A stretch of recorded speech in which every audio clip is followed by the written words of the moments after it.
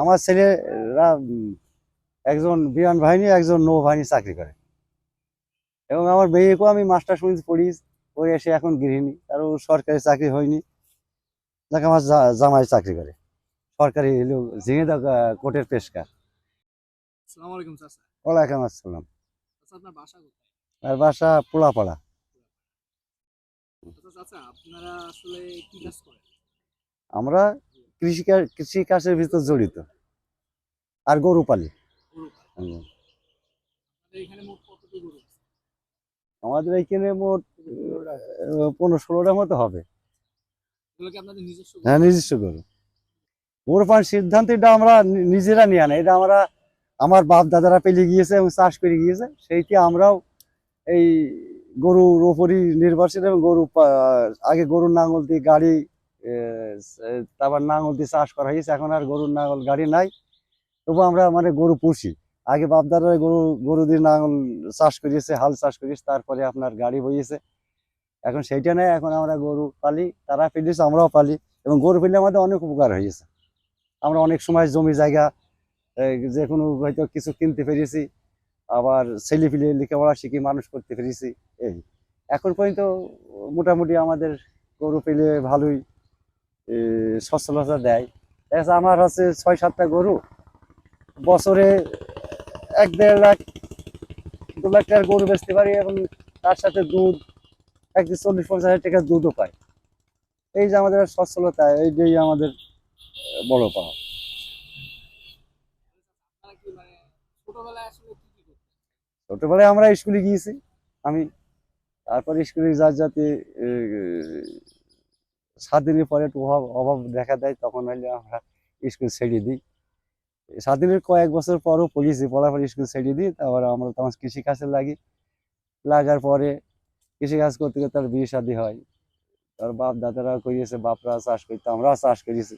করার পরে এখন পর্যন্ত সেই ওই যে চাষ কিছুটা কমিয়ে দিয়েছে, কিন্তু গরু আমরা সেইতে পাই, গরুতেই লাভ বেশি। আমরা চাষে অনেক সময় লস খেয়ে যায়, কিন্তু গরুতে আমরা কোনো সময় লস খাই না। আমাদের নিজস্ব গরু, কিনতে হয় না, আমরা বছর বছর গরু বেশি, আবার সেইটি দুধও পাই। হম। আপনারা কি মানে ছোট থেকে কি গরু মানে আপনারা হ্যাঁ, যখন আমরা ছোটতে দেখেছি, ছোটতে দেখেছি, বাপ দাদা করিয়েছে, সেইটা আমরাও সেই সেই ধারায় অনুসরণ করে, বাপের ধারা অনুসরণ করে গরু পালছি ছোটতে একদম। আমার দাদাদেরও দেখেছি, এবার আমার বাপরাও গরু এরকম পুষে গিয়েছে, আমরা পুষছি, কিন্তু আমার ছেলেরা মনে হয় পড়বে না। আপনার ছেলে মেয়ে আমার ছেলে মেয়ে 3জন। কি করে? আমার 2 ছেলে সরকারি চাকরি করে। দুই ছেলে সরকারি চাকরি। জি। এই যে আপনার ছেলেরা সরকারি চাকরি করে, বাবা হয়ে আপনার কেমন? ভালোই লাগে। ধরলো আমরা ওই গরু অনেক সময় চাষ করি, কিন্তু ছেলে পিলে লেখাপড়া শিখায়নি, আমাদের অনেক রিক্সের ভিতরে পড়ে যেতাম, কিন্তু গরু থাকাতে আমরা কোনো রিক্স পড়িনি। অনেক সময় এই যে বেঁচে গেল, একটা গরু বেঁচে দিলাম, কিংবা দুধ বেঁচে ছেলে পিলে বই খাতা প্রাইভেটে খরচ এইগুলো হয়েছে। হ্যাঁ, ওরা ওই দুটো ছেলে ইন্টার পর্যন্ত পড়িয়েছে, ইন্টার পাস করে ওরা একজন বিমান বাহিনী, একজন নৌবাহিনী চাকরি করে। জন্য আমাদের গরু অনেক অবদান রেখেছে। এই গরু দেখা যাচ্ছে আমরা চাষে অনেক সময় লস খাই, অনেক সময় পয়সা ঠিক মতো টাকা পয়সা হাতে পাইনি, কিন্তু গরু থেকে আমরা যে কোনো সময় একটা গরু বেচে আমরা তাদের লেখাপড়ার খরচ চালাইতে দিয়েছি। অনেক সময় দুধ বেচে তাদের প্রাইভেট খরচ, তারপরে বই খাতা খরচ, এই স্কুলের বেতনও দেয়া গিয়েছে দুধ বেচে। হ্যাঁ, আর বেশি কিছু খরচ বেঁচে গেলে দরকার হলে আমরা একটা গরু বেচে দিয়েছি, দিয়ে কাজ করিয়েছি। গরুতে আমাদের অনেক সমস্যার সমাধান করিয়েছে, এই জন্য আমরা গরু পোষা আজ ছাড়িনি। আচ্ছা, আপনার জীবনের সব থেকে খুশির দিন কোনটা ছিল? কোন দিন সবথেকে খুশির দিন?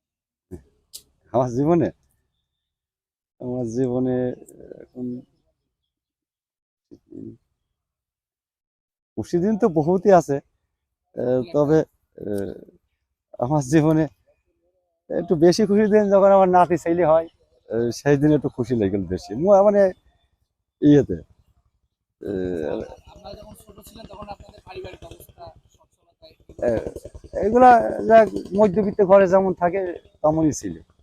আমার বাবা কৃষক ছিল, তারপরে যাক আমরা ঘরের ধানে ভাত খেয়েছি, আর আমরাও কি লেখাপড়া করেছি, আমার ভাই ম্যাট্রিক পর্যন্ত পড়িয়েছি, আমিও পড়িয়েছি, কিন্তু লেখাপড়ার পরেও আমরা এই গরু পোষা ছাড়িনি, ঠিক না? যেহেতু আপনি গরু এবং সফল খামারি, এটা তো আপনার প্রায় 14 হ্যাঁ, কিলোমিটার। এখন তো আর সে আগের মতো নাই। এখন তো বহু রকমের সব ফেসবুক ও অনেক ইয়ে করে, কিন্তু ও চাকরির পেছনে ছোটে, অনেকে লেখাপড়া শিখে। কিন্তু আমার মনে হয় ওরা যদি কিছু ও, এ, গরু পালে কিংবা ছাগল পালে কিংবা শাক সবজি কি বাগানের কাজ করে, কিংবা কে যে ডুবা নামা থাকে যে মাছের চাষ করে, এইগুলা করেও কিন্তু স্বাবলম্বী হওয়া যায়। বিশেষ করে গরু ছাগল এইগুলা খুবই লাভজনক, এখানে কোনো লসের সম্ভাবনা নেই। লস সম্ভাবনা না। হ্যাঁ, আপনার কি কখনো গরু এরকম মারা গেছে? না তেমন মারা যায়নি, তবে রোগ বা কিছু হয়েছে, কিন্তু আমার গরু মারা যায়নি। তো হয়তো কিছু অসুস্থ হলে আমরা সেই বেশি অসুস্থ হওয়ার আগেই আমরা বেঁচে দিই সেইগুলো। হ্যাঁ, এই করি, কিন্তু মারা যায় না। একবার অ্যাক্সিডেন্ট করে গেলে একটা সিধা আমরা জবাই করে দিলাম, কিন্তু মারা যায়নি।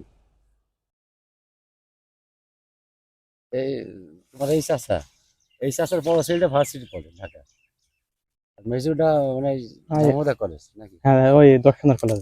দর্শনা কলেজে পড়ে। হ্যাঁ গরু থেকে চাষের থেকে টুকটাক চাষ করি আগে এই কাজে। ছোট থেকে গরু, হ্যাঁ ছোট থেকে। মানে গরু বাদে আর কোনো কিছু পালন করেছে? না না না, ভেড়া ভেড়া ভেড়া ছাগল। একসময় ভেড়া পাল ছিল, একসময় ভেড়া পালছে। আমাদেরও ছিল অনেক আগে, আর এই এটা 3-4 বছর আগে বেশি কি ভেড়া পাই। আপনার এই যে মানে ধরেন এই যে দুধ কেমন, মানে দুধ বেশি কি লাভবান হয়? খুব বেশি দেখা যায়, দেখা যায় এই যে আমাদের গ্রাম অঞ্চলে 60 টাকা, 55 টাকা, এই 70 টাকা, দেখা 4-5 কেজি দুধ বেশি দেখা যাচ্ছে ওইখানে 250-300 টাকা প্রতিদিন একটা অ্যাভারেজ আসে, মাসে 9-10 হাজার টাকা হয়তো আসে, এত কিছু উপকার তো হয়। কি রহস্যজনক কোনো কিছু? হ্যাঁ, না কিছু হয়নি, কিন্তু এই অনেক সময় বিদ্যুতে যে জোরে জোরে ডাকে, ওই সময় কিছুটা ভয়টাই লাগে আর কি। তাছাড়া আমাদের নিজের মাঠে তো, অন্য মাঠে তো যায় না। ঝড়, একটু বিষম ঝড় কিংবা শিলা বৃষ্টি হলে কিছুটা সমস্যা হয়। আর ওই বিদ্যুৎ জোরে জোরে ডাকলে তখন একটু দেহের ভিতরে একটু কিছুটা ভয় অনুভব করি আর কি। হ্যাঁ, কিন্তু এখন পর্যন্ত কোনো সমস্যা হয়নি। না, না না। আমরা দেখিনি, তা আমরা শুনেছি। তবে ওইটা তো আমাদেরও ভয়ের কারণ হয়ে দাঁড়ায়। সেই সময় আমরা কিছুটা দেখা যাচ্ছে এই ফাঁকা ফাঁকা হয়ে দাঁড়াই, আবার ওই বড় গাছের টাছের তলায়ও যায় না, হ্যাঁ, ফাঁকা জায়গায় বেশি দাঁড়ায়।